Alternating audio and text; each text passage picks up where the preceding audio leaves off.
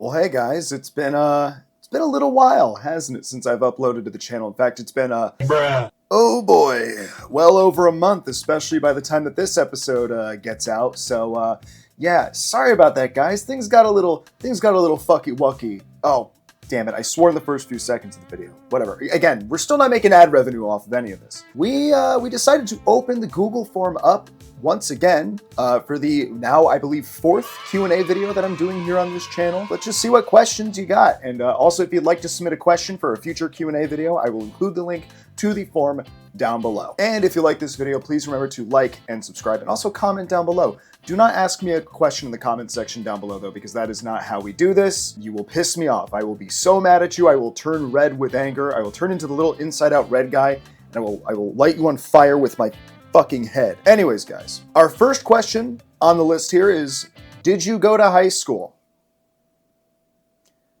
You didn't even include a question mark. You just said, it's just a statement without a question mark at the end of it. Sorry, my grammar police brain is going off right now. But did you? I did. In fact, I did. Yes, I went to high school. Didn't do a whole lot of work, but I went there. I was there for the full 4 years. Didn't love it. Didn't hate it. All right, let's see what we got up next. The next question that we have is 2 + 2 =. I'm going to assume that this was submitted by the same person who submitted the "Did you go to high school?" question.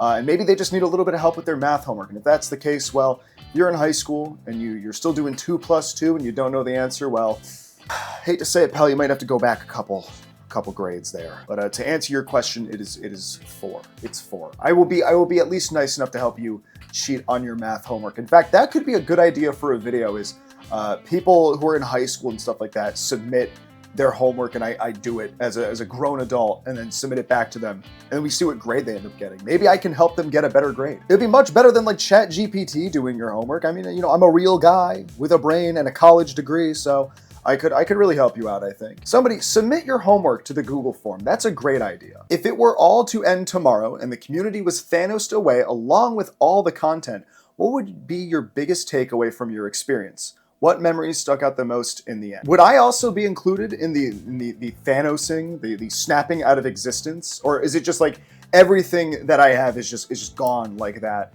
I think it's kind of possible. All I think I'd have to do is just something bad enough to get Twitter mad at me. And then, I could always do the whole, I have my ukulele around here somewhere. I could always do the old ukulele apology, and then, all will be right. I think the biggest takeaway from it would be like I mean, to answer the question a little more, sincerely, I suppose. I think my biggest takeaway from the experience is that it's like, that's such a good, what is my biggest takeaway from the experience?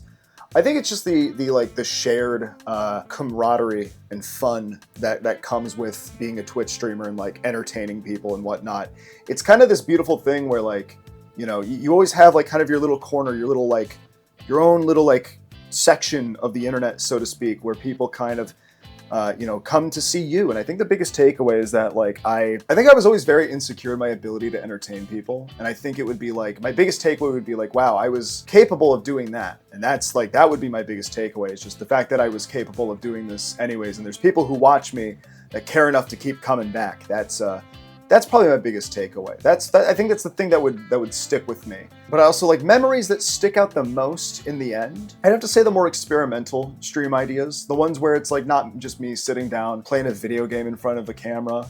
I would say it's like the drunk karaoke streams, definitely like the collab streams as well. Those are really fun. I think those would stick out to me too. And definitely the subathons. Like back when I was doing more subathons, which I still want to get one of those done this year. It's just not in my cards at the moment, unfortunately, guys. But I think those are the memories that stick out the most, are those streams that like really push you to do more than just sit down and play a video game and talk and joke around. It's those streams that take a little more out of you to entertain people.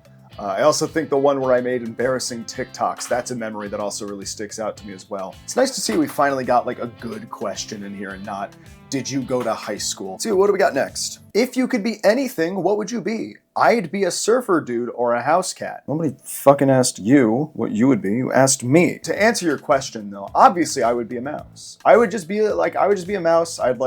I'd live like my life like the mouse in If You Give a Mouse a Cookie. I would live my life like that. Maybe live in like a tiny little hole in the wall, eating some cheese. I would somehow make like a little mouse TV. I think it would just be nice, you know, nice little life as a mouse. Except the house cat part has got me a little bit concerned, because then you'd be like my sworn enemy. You know, maybe we could have like a Tom and Jerry type relationship where, like, you know, you never quite catch me, but you know, you always get this close, but then somehow I end up blowing you up a million times with a bajillion sticks of dynamite. I would also have a lot of bombs if I was like a mouse. I would really hone my ability to make bombs, I think. I hope the government is watching this video and they are not understanding the context of it whatsoever. It's gonna go over well for me. Okay, so we have two questions that are pretty similar. I'm gonna kind of lump them together. I'm gonna read them both though, just to be fair, but is there a hobby or interest you've never shared online? And also we had, do you have any off-stream hobbies you would like to share? Have you or are you trying to incorporate them into your content, or do you want to keep them separate? I'm gonna be honest, I'm a pretty open person when it comes to stuff that I like and stuff that I'm interested in. And it usually some way, shape, or form manifests into like a stream or something like that. For example, with like Legos, that was like an off-stream thing, but then I was like, no, I'm gonna build them on stream. And I think right now the only off-stream hobby really is music, which is already kind of starting to bleed its way onto stream a little bit. I've been doing I've been kind of teasing the idea of potentially doing some music streams where we try to make a song or something. Maybe like, I don't know, maybe we could do like try to make a song in 15 minutes or something like that. There's a million different ideas that I could do with that, but I guess that to answer that, but I think a lot of people already know that about me, that like a lot of my hobbies manifest on stream in some way, shape, or form. I will say a hobby that I used to be really into was like, if you can even call it a hobby, it was like kind of fashion a little bit. I was really into like collecting clothes and stuff like that, and especially like thrifting. But even then again, that's kind of made its way into my content. We used to do thrifting vlogs, but unfortunately I've not done one of those anymore. I was asked to leave a thrift store one time because they saw me filming in there, and I was like, oh boy, okay. Now I don't feel like doing this anymore. I don't want to be that guy walking around a thrift store with a camera. But yeah, no, to kind of round out the question here, no, I mean, for the most part, most of my off-stream hobbies in some way, shape, or form end up on stream. I don't know, I guess it's just part of who I am. I like sharing those aspects of my life with you guys. Who are your biggest inspirations from the entertainment industry? Hollywood, indie, internet, or otherwise? Oh, I like that you gave a good variety there. I guess from more Hollywood, I guess if you can consider Nathan Fielder to be more Hollywood, I would say he was kind of one of the big people that like pushed me into wanting to like entertain people and make people laugh, but also like tell a story while I do it, which is not something I've necessarily done with my content yet. I have some ideas bouncing around in the back of my mind. He's probably one of the more Hollywood people that I look up to in terms of just like the sheer scope and scale at which he does things that just blows me away and really impresses me. It's almost similar to what you see a lot of YouTubers trying to do now. Big Nathan Fielder guy, I'd say he was probably my big Hollywood one. In terms of other Hollywood people, I'm trying to think. There's probably an answer, but it's just not coming to me right now. Obviously, the big one that always pops into my mind, which is obviously, you know, an internet creator, is Super Mega. They've been, I think they were probably, I probably said this in the first Q&A video, they were kind of the YouTube channel that like pushed me into wanting to pursue making YouTube videos again in my life, because I had a YouTube channel when I was like 11 or 12 years old, and my middle school class found it, and it bullied me out of ever wanting to be an internet creator. And then I remember that fateful day. Fateful, I don't know what you're supposed to, I think fateful makes more sense. Remember that fateful day when I was sitting on a toilet in a hotel, Family Guy blasting on the TV, you know, as I was sitting on the, I was on the toilet. The toilet isn't in the main room of the hotel. I was in the bathroom. The door was open. Family Guy blasting on the TV, AC blasting. You guys know the hotel vibe, you know, that we all know and love. And I remember browsing my phone and scrolling through YouTube. And I remember seeing whatever their Jackass Let's Play was called. And I was like, wow, there's guys out there who played the freaking Jackass game that I've been looking for forever. Somebody actually finally put a Let's Play of it up on YouTube. And then the rest was history. Ever since then, I really clung to them and their content. The gears started turning in my head of like, hey, you know, I could potentially make people giggle and laugh on the internet. Another internet personality, though, that really, you know, inspires me and again pushed me into wanting to make YouTube content again, was Sugar Pine 7, especially when they were at their peak in like summer of 2017, that era. Oh man, I reminisce about that all the time. I stare off into the sun, not at the sun, that's actually really bad, don't do that. I stare off into the horizon a lot, and I think back on that time so fondly, just that it just felt like there was infinite possibilities. And then, of course, Sugar Pine 7 is no more, rest in peace. But Steven Supdick in general, I think I mentioned this again in the last Q&A video from like January. His whole like humor and stuff like that, he really, that the kind of the awkwardness, but also the dryness of it all, really motivated me and really, inspired me. And I really clung to that as well. I mean, obviously, I draw a lot of inspiration from music. Porter Robinson, big fan of him. If you ever watch any of my streams, I talk about him a lot. If you watch My Tiny Little House, my podcast series, I've also talked about him as well, and how the album Nurture kind of, changed my perspective on a lot of things, and has made me feel like, hey, you know what? If you're gonna do something, just freaking do it, man. Just freaking do it. And I draw inspiration from a lot of different places, and I think that this is the culmination of that, is me. Big ball of different inspirations. That's what I am. I'm a big old ball of different inspirations, and somehow it made me. Hamburger. I hope I gave a satisfying answer to this question. I feel like I kind of glossed over the Hollywood and all the other stuff and whatnot, but I try to answer that question, but usually it's one of those things where if I try to sit down and think about it, I'm not going to come up with like a solid conclusion to, what my inspirations are. They typically come to me when they're brought up to me, if you know what I mean. Actually, kind of a weird one, I guess, in terms of like indie. Kevin Smith was a film director that you kind of love him or hate him. Personally, for me though, I like him quite a bit. I like the whole story about how the movie Clerks was made and how he was like, I want to tell this story, even though I don't know if anybody's going to care. Nothing's going to stop me from making this story happen and making this movie happen. And he knew nothing about making movies, too. And I thought that was just really, really cool. I saw an interview with him recently, and he says that I've made a career out of being Kevin Smith. And I think that is something that I kind of want for myself as well. I want a career out of being me. That's what I really want. That's what I think I've always really wanted in life, is just a career for being little Daniel and making people laugh, telling stories along the way. But yeah, I hope this was a great question. I hope that I gave you like a satisfying answer to it. How do you feel about the community that's grown around your work? I love it. I think that it's, again, I'm very grateful. There's a lot of very talented people in this community, a lot of very funny and cool people that make some really cool stuff. I always love seeing like fan art. It's just really cool to see, and it's really cool to see people appreciate me in a way that maybe I never thought that people would. It was really weird waking up one day and being like, wow, people watch me. People like actually like look forward to my streams, and it's not just like people who know me in real life that are like watching, just because they know me. It's people who, found me or found like a funny thing that I did one time, and they're like, you know what, I'm gonna stick around for this quirky little white boy. We're gonna see what he's up to, and I will always be grateful for that. Thank you. So yeah, that's how I feel about the community that's grown around my work. And I don't even know if you can call it my work. It's just me goofing off in front of a camera and being a silly Billy. It's really all that this is, man. That's really all that this whole thing that I do is. I've met some really cool people through doing this. I've gotten to know some very cool people, shared a lot of very fun moments, very fond memories that I will always remember. Up next, we have, where are you gonna be in 30 years? Probably still here. Probably still in my parents' house, sitting here at 50. How old would I be then? I would be almost 56 years old. Probably still gonna be here. Probably still making the same YouTube videos. Probably still doing the podcast. Nothing about my life's gonna change. I'm just gonna be here forever. Oh well. Are you gonna be along for the ride? Or my PC just made a sound that sounded like an airplane taking off. Are we gonna explode? I guess to really answer the question of where am I gonna be in 30 years, ideally I'd like to, still be making content in some capacity and hopefully have this be my job. But I'd like to at some point branch out and do something more like professional, maybe direct something. That'd be kind of fun. Maybe write for something. I do at some point want to like make my mark in like a more professional sense. Not that I don't think that this is professional, but like, by then I think I want to have had like at least a couple big projects under my belt. Maybe direct like a short film.